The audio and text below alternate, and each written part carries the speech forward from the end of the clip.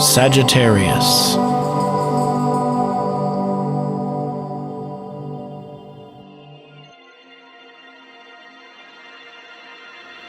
Hello Sagittarius, we're looking at your forecast for May of 2013, and this month really starts out with Mercury moving into Taurus, really deepening down whatever it is most valuable to you, whether it's love, it's finances, it can be both of them, but it's really kind of like getting down into the meat of it.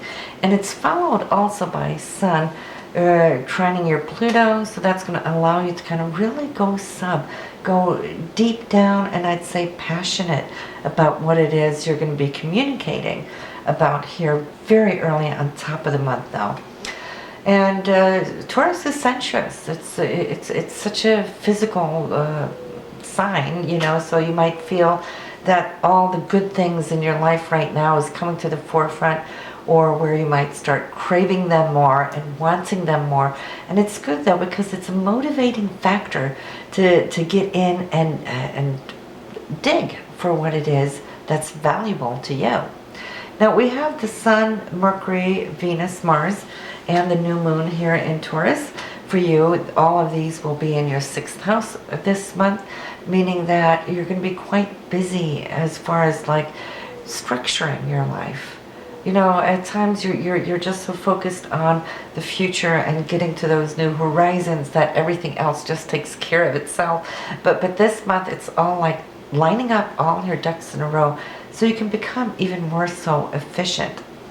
You haven't had this placement since last year, so it might be catching up a whole year of routines and now tweaking them as to the new things that have come into your life here, you know, over these last months. Not also to mention that, you know, coming month here throughout May into June, you're going to have new projects ongoing, so you're going to have to be a little structured, and this is why the planets now this month is giving you that special oomph. Now also Mars and Venus, they're hand in hand. This is love, it's romance, it's money, it's values. Mars is here giving you the drive. What kind of drive? A Taurian drive. It's grounded, it's earthy, it's really kind of bringing together those things that are important to you and will also remind you of good things for your body. Okay, it's the 6th house, has to do with health as well. So what do you put into your body? You might be communicating a whole lot on this matter this month because Mercury has just entered it. And so new diets, what kind of workouts would be good for you? Doing the Dr. Oz thing, listening there could really put you on the right track. We love Dr. Oz. So yes, those things there. And Jupiter is also looking at your partnerships here for this month. Marriages or other working partnerships. And Jupiter wants to expand, it wants to reach out, it wants to feel, it wants to travel. It's Jupiter. You know, the foreign shores are really kind of lurking you to the forefront. However, though, that Jupiter now is going to be met with a couple of other challenges. You have Uranus there too. It might either propel you and kind of like catapult you into a situation, or it might also catapult you away from what your hopes and dreams were. So you can kind of like experience either or. Some of you will get this, some of you will get that. It all depends on your personal chart, which we're not seeing here. This is just your personal solar chart. But Pluto knows what it's doing. Pluto is going to bring an end to those things that are no longer a part of your life. So, you know, it's time to show faith, let go, let God. The universe knows what's around the corner for you. So don't linger to the past, Sagittarius. You gotta let go of those things that once were in order for to create new.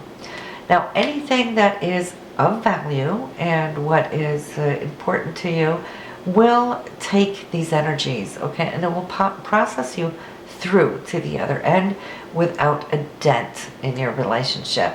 Those relationships are good, they're healthy, they're functional, and it will allow you and your partner to grow in the future. The other ones, well, they kind of like collapsed in on themselves for whatever reason.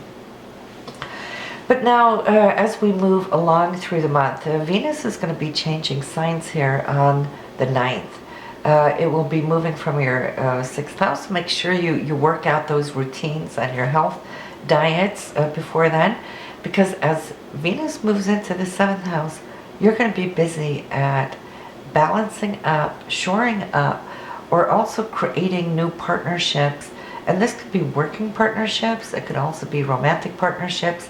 Whatever the deal is, you're going to be buzzing this focal point here with love and harmony and the drive that you have. And also, I'd say, by communication. Contracts are going to be important because it's in the sign of Gemini and they communicate, they talk, but it's also all written agreements. Mars is going to follow behind, but not before the last day of the month.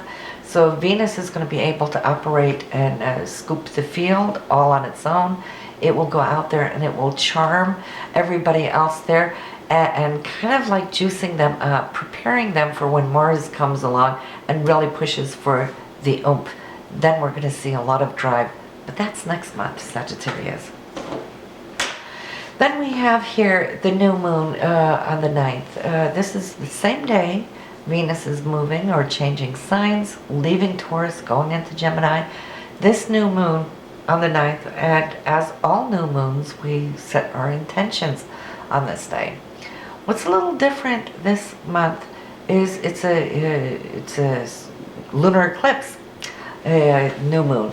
So for you, that will just give it even more drive, even more, shall I say, potential to sow these seeds, to really have these mustard seeds grow into a jungle, actually, because they have the power of 10 new moons in them. And since it's conjunct Mercury, let me tell you though, and I was just talking about this on the relationship forecasts. You'll find a link for those down there where we go a little bit more into the intimate details. But for the new moon with the Mercury on it and an eclipse, it's about communicating your hopes, dreams, visions of the future with your partner. Normally we take that vision board on the inside and we have a little meditation and do our intentions, but by communicating it this month will really help you have your partner understand where you're at, what you're wanting, what you're trying to achieve. So it's not a time to hold back on communication. You have all the support from Mercury, you have all the support there, also from Venus heading into Gemini, which is ruled by Mercury, on this very same day. So something is going to come from this. And you want to watch for the full moon 2 weeks later. That full moon will be in your 1st house. That's where you can feel that you might be able to harvest things. But then again, this full moon is just not an ordinary full moon. It's a full moon eclipse. 2 eclipses this month. So what does that mean? It means that whatever is good is good. Yes, you will be harvesting, your intentions. You'll start seeing them coming to fruition. And in fact, even before the 24th on this full moon, you might be seeing things come to fruition too by another couple of aspects. I'll be talking about those. There's a fly here. I'll be talking about those too. But this full moon will also allow you to help you, assist you, let go of those things no longer that's a part of your future. Sometimes that's hard. Sometimes we cling to the past. But I always like to call these eclipses like cosmic trash bins because it really helps us delete and remove those people, places, circumstances in our life into a good place in a karmic, nice trash bin, closing certain doors. Because when we're holding resentments or we're holding guilt or just not wanting to let go of the past, you're holding yourself back from advancing into your own future. So you need to let go. We all need to let go on this full moon. Whatever doesn't work, forgive it, love it, vibe it well, release it, and then the heart chakra can open up and really start processing, opening up and embracing new energies. I want this for you, Sagittarius, because it's going to be important for where you're heading. And already next month, you will start seeing a lot of those changes as all these planets are now going to be moving in to your 7th house. So something's waiting for you there. And I want you to be prepared and ready for it. Watch out for the 5th and 6th. Good communications, processing. Pluto's involved. That's intensity, but it's also that death and rebirth. So that may help you. Healing, being followed by it when Chiron touches it just the day after. So whatever those talks were, might have touched a little core on the inside. But Chiron will come right behind it and heal it and allow you to see with new eyes whatever the value, the deeper message of these energies are. And you know, we're in Taurus, it's earthy, your body's going to feel it. And so, but it's all good, because here comes that new moon on the 9th. As Venus moves into Gemini, and then look for the 18th. Great surprise for you. It could be money, it could be love, but Venus is here now coupling up with Uranus, and Uranus is all those things unexpected that we weren't really counting on. Boom, it's right there. For those of you who are single, you might meet a new somebody on this day out of the blue, and in that case it's going to be extremely energized, electrifying. And then we have on the 20th, Uranus and Pluto, they're going to square up, exactly on this date. We've talked about it in the past, these superpowers and forces coming together. We don't like them when they're really head-to-head like that.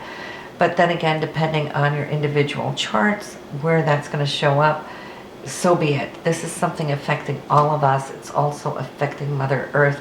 It's a global aspect. All we can do is be the observer. We'll probably watch headline news and whatnot out there in the world. But it's all about releasing suppression, anything, or oppression, anything that's been held down. Pluto wants to let go of that, and Uranus is rebelling against that. We want freedom and democracy in our world, in our relationships as well.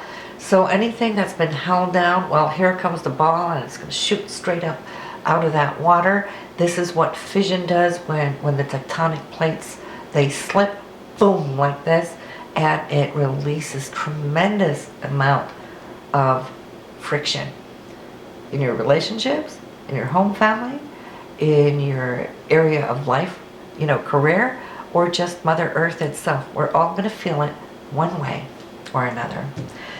But here we come at Venus and Jupiter. They're going to be conjunct, and it's going to be in your 7th house of partnerships.